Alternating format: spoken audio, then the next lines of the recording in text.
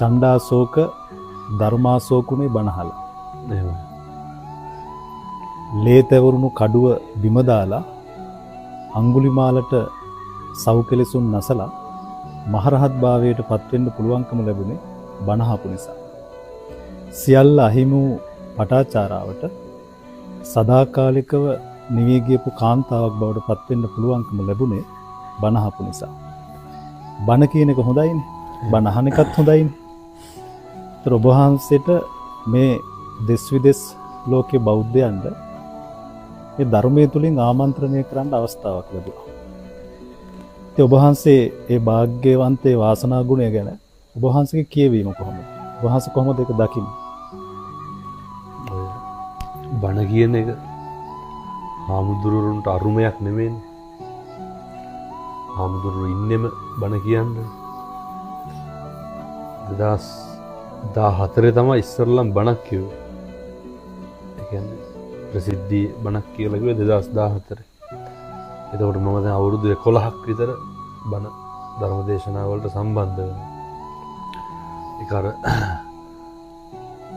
සාමාන්‍ය අපේ පන්සල් වල හාමුදුරු කරන විදිහමයිනේ. මේක අරුමයක් මැජික් එකක් නේ. මේ ඇවිල්ලා ආරාධනා කරොත් බණට යනවා. ඒක මගෙත් ඕක තමයි වෙන්නේ. ආරාධනා කරපුවාම බණට යනවා. ඔය මම ඔය විශ්වවිද්‍යාල අධ්‍යාපන කටයුතු ඉවර වෙලා මාස කිහිපයක් පන්සලේ ඉන්නකොට මම හිතන්නේ අහලත් ඇති හාමුදුරුවෝ ජාතික රූපවාහිනියේ පොඩි වැඩසටහනකට ඇවිල්ලා අපේ අසංකයි අපේ අයියාගේ සම්බන්ධකම් වලට පොඩි වොයිස් කට් එකක් ගත්තා. ඒක අහලා තමයි එයා කිව්වේ සම්මාදිට්ඨියට ගිහින් බණක් කියවන්න ඕන කියලා. ඒ කියන්නේ කලිමුත් මම බණ කිව්වා. ඔව්. හැබැයි මට ඔය මේ සෝෂල් මීඩියා පරිශීලනය පිළිබඳ මට ලොකු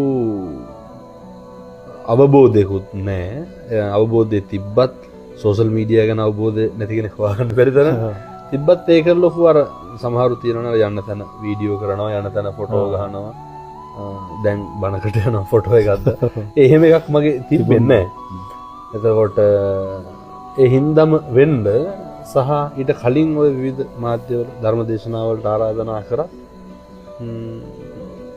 අපි මේ කැලේ කොලේ මේ පන්සලේ බොහොම හාමුදුරන්ට පේනවානේ. අපේ සද්ද නැවතුනොත් ඇහෙන්නේ කුරුල්ලොන්ගේ සද්ද විතරයි. තාම රමණීය නිස්කලංක පරිසරයක්. බොහොම නිස්කලංක තැනක් රජ කාලේ ඉඳන්. මෙතන බොහොම නිදහසේ හිටියේ. පන්සලකට ඊටාම සුදුසු තැන. ඔව් රහතන් වහන්සේලා වැඩ හිටු භූමියක්. ඉතින් අපේ ලොකු හාමුදුරුවොත් එහෙමයි ඒ ගුරුවා